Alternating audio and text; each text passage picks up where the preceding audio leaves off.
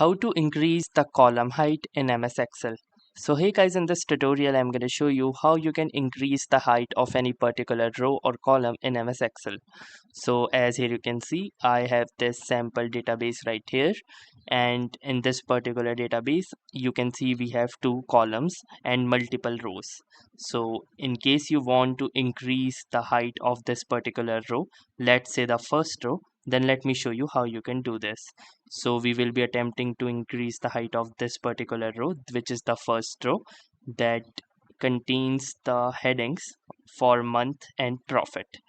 So in order to increase the height, you need to place your cursor the between the two rows.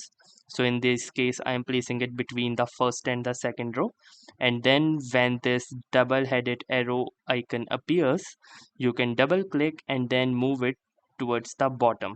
And as you can see in the preview right here, the height is increasing. So from 39 we are also increasing it to, let's say, 50.